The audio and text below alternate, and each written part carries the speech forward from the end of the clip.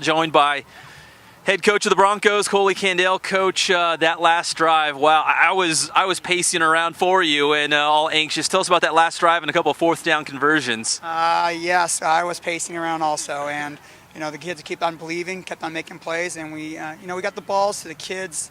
The kids that made plays at the end of the game are kids that are program kids that have done all the right things. Go kid from Bradley Trujillo to the kid that caught the 2-point conversion to the other fourth down. They're all different role player kids that have just bought into the program, and this was their opportunity to shine. They might have worked 4 years for that one play, and for them to get the play, it just feels great for the kids. Nick Stevens just said, tongue-in-cheek, that the plan was let's get in field goal range and try to get those 3, and then he said he saw that hole and he just went for it. Absolutely. I was playing for the field goal. I was encouraging our offensive staff to calm, don't take shots to the end zone. Let's just inch it closer, and let's get a chance to win the CIF title by Tyler Rossa, who's money from 40 yards. Now, your defense, we just spoke with Matt Logan, did a number on that Centennial offense for most of the game. I know Romello Goodman sprung loose late to give them the lead, but for the most part, your defense did quite the job on Centennial's offense. Yeah, it's hard when you give up 500 yards of offense. You think you did a great job, but we did. I mean, we really did it. We got a little tired at the end, and that's what happens when you play Centennial. They're gonna get their shots, but we played. I think we had 3 or 4 3-and-outs early in the first half, and the problem is we were getting threes and weren't scoring points, and that's when we had our chances. But they're going to catch up, and they know Coach Logan knows every little thing about that offense, and he'll make the adjustments and get the ball to the right guy at the right time. Kind of like the bend but don't break mentality. I mean, you guys did enough to hold them out of the end zone. Yeah, we held them out early. That was the key. Don't let Centennial get going, because once they get going, it's like stopping a huge just a huge tidal wave coming right at you with you're not going to stop it.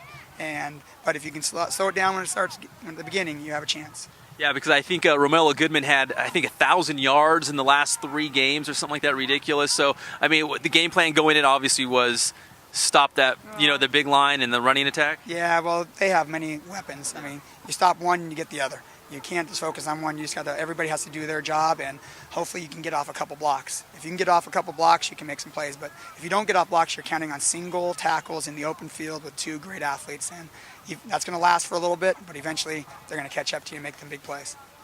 All right. How does one feel as far as you won in the Carpinteria, and winning it as a player and a coach, and then to win this one after the two losses? How does this feel? Oh, this one feels great. It's I don't know if you want me to hold this. It feels great. You're just concerned that it's always the hardest one is the first one.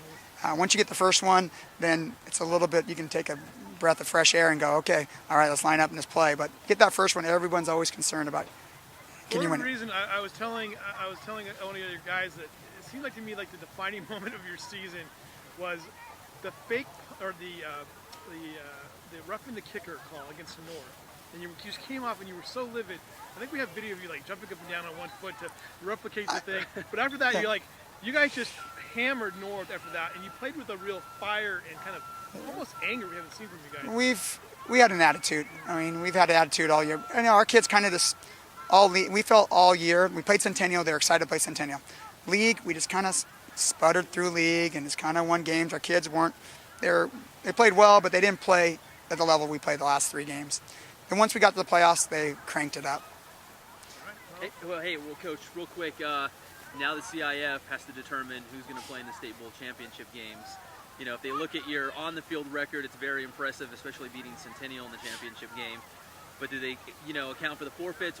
We don't know. I mean, we'll have to wait till Sunday. But I mean, I just hope they look at it for what it is. We're 14-0. No one's held it against us. We've beaten every team they put in front of us. 3 years ago, some clerk in Georgia made a mistake. And why do we get penalized 3 years later?